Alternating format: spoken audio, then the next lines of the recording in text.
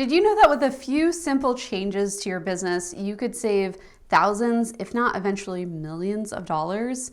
Even if you're not making a huge amount of money right now, the things I'm going to show you in this video is really going to help you as a solopreneur or small business owner, especially if you haven't been the greatest at managing money in the past. Hello, I am Christina Scalera, and normally I'm here helping you figure out how to make more money with your business, especially through digital download products that create passive income for you that works like an ATM so you can work when you want to, not when you have to. But today we're going to switch gears a little bit, and I'm going to show you behind the scenes in a really raw and vulnerable video about what it was like for me to start my business $73,000 in debt and struggle paycheck to paycheck for the majority of the beginning of my business career, and then also show you what are the kinds of things that I did to change that for myself so that I was no longer a broke business owner every single month. And before I get into exactly how to do this, make sure you're subscribed if you like this video. It makes a huge difference to this channel and really is the best free support that you could possibly give me, except for maybe watching until the end or just like, letting the video autoplay. I didn't say that, did I? So the first thing that I ever did was kind of non-traditional, and it's what all the finance people tell you not to do. I mean, other than getting the debt I was in the first place. I went ahead and I started contributing to something called a Roth IRA savings account. And this was really great because it allowed me to build up an emergency fund. It allowed me to fund my retirement because it's actually a retirement account. It's not a savings account, but it was a really easy way for me to get started. I still remember laying in bed, being so anxious about money and opening up the Charles Schwab app, starting my account. It took less than 3 minutes in the middle of the night on their app and funded it with the first $5. And that changed everything for me. And the reason why I'm so passionate about Roth IRAs is because there's a deadline. And we as entrepreneurs tend to do really well with deadlines, right? Like the tax filing date in the United States is the deadline for this kind of account. So if you're watching elsewhere, there might be a similar kind of account with similar kind of deadlines, and you can let that drive you as you may. The reason why this was also a really helpful account was because I was able to, if I needed to, I do not recommend this, but if I ever needed to, I could access the money that I contributed. So I can't access what was invested. I mean, I could, but I have to pay a penalty on that, and that's not worth it. But if I really had to, like break glass in case of emergency type of thing, I could access the money that I contributed to it without any kind of penalty there. So it's just, $1 in, $1 out. No extra fees or anything like that coming off the top. So now you know what the Roth IRA is, how it kind of functions. And the controversial thing I did about it was I just started contributing to that before my debt was paid off. And technically, the maths don't math. I was supposed to be paying more on my high interest credit card versus putting money into something that could make money or maybe not if the investments didn't pan out. But for me, emotionally, seeing that money grow every single month in my Roth IRA meant so much to me. That actually changed the entire game for me. It helped me to see that it was possible to have and keep money in a bank account and not touch it. That it was possible to buy a house eventually, like looking in that account and seeing how much money we had available just in case, and we never needed to touch that, but it was really empowering to see that amount there and available to me if I ever needed it. The way I've so consistently contributed to that account is just by skimming a little off the top and throwing it right into that account as fast as I can throughout the year so that it accumulates more and more investments and compound interest and all that good stuff that you want. And honestly, if you're contributing right from your business checking account into the Roth, and it never even touches your personal checking account, you're not even gonna notice that money is missing. Everyone said this to me and I was like, you're such a liar. Like, you're so full of it. I'm definitely gonna notice. And nope, haven't noticed one bit that is like an extra $500 every month that's going into the Roth.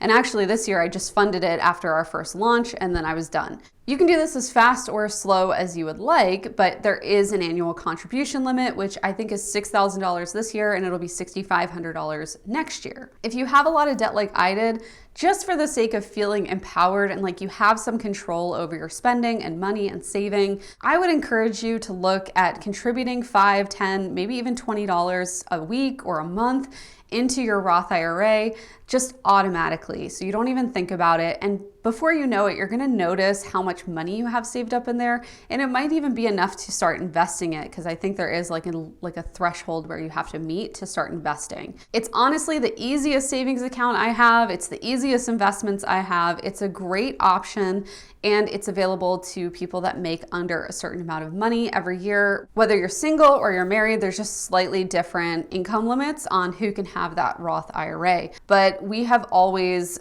just stayed like right under the minimum just to contribute to that, and then also save up and just different tax things. So that's a little more complicated than I'm gonna get into here, but that's always what I've really enjoyed having in my life, and I wish more people knew about this. Like, I wish I knew about a Roth IRA when I was 19, because, or even 16 or 13 when I started working. Like, that would have been such a game changer, and no one told me about it.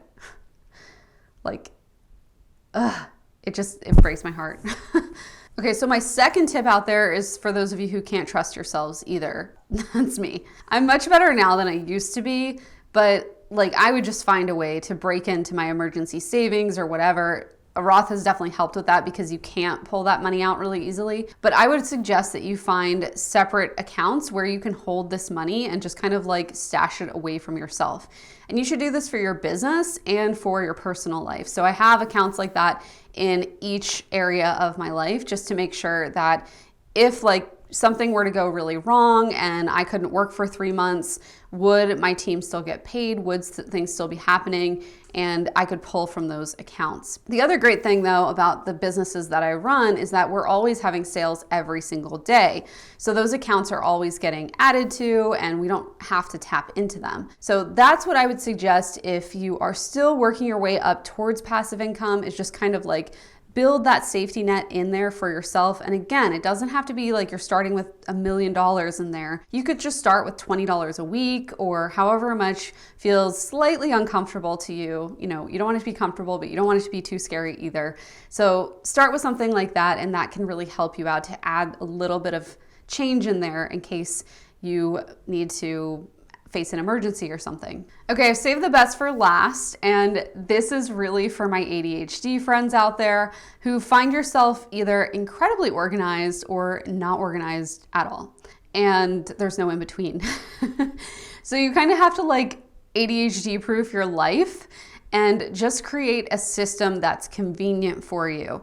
The way I think about this is, I had a friend and she had her house professionally organized, and it's beautiful. But the problem is the organizer put things where it looked aesthetically pleasing and not where she uses them. So what ends up happening? She ends up going back to the way that things were, because that's just the habits and the patterns that her and her family are in. So she's dropping the kid's jacket by the front door instead of walking it over to the closet across the room where the organizer had placed it. And that's just not gonna work. So similarly, you have to find a way to make this organization of your financial accounts easy for you and convenient. Because if it's not, then you're not going to use it. It doesn't matter how well it worked for someone else. It doesn't matter how fancy it is.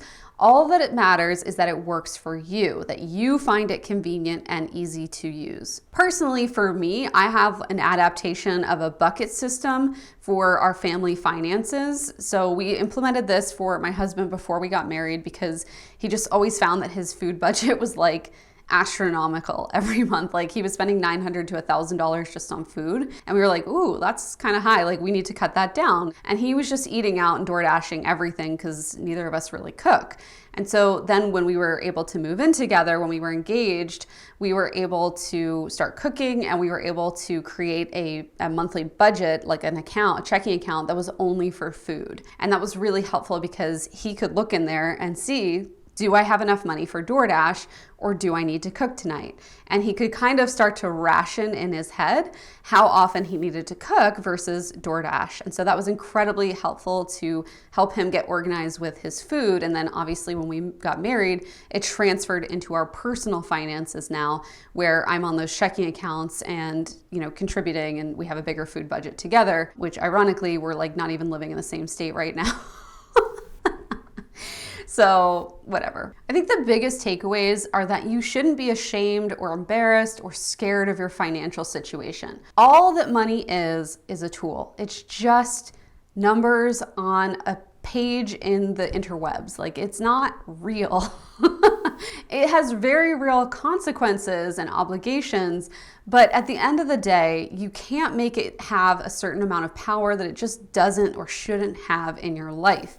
And if you are giving it that kind of power, I would suggest that you implement some of these tools here and start really small. Like, I don't even care if you're contributing $1 to a Roth IRA every month. It's just the symbolism of that action that can help you to build to more, because you'll see opportunities where you can add more than $1. And then all of a sudden you look in and you have a bunch of money in that account. So it just adds up over time. And this is just basically me making a video for like 23-year-old Christina who was considering a path in entrepreneurship, but like didn't know how to get started, and the money piece felt overwhelming. Your path to financial independence as a business owner is going to be a journey, and you should welcome that process and learn how to embrace it, or at least just look at it rather than hide from it and run scared. Because if you are running scared from money, what do you think money is going to do for you? Not much. It's not going to be a tool that you can use in your life at that point for any kind of good, like buying a house or just feeling more financially secure or getting the car of your dreams or any of the other stuff that you want to do with that money. And if any of this resonated for you, there's a video that just popped up on your screen all about how to focus more and get rid of some of that overwhelm and burnout in your life. So make sure you watch that next, because it just might resolve some of the mindset issues that are contributing to any kind of money issue that you're having. I hope you enjoy that, and let me know if you do in the comments. Bye, everyone.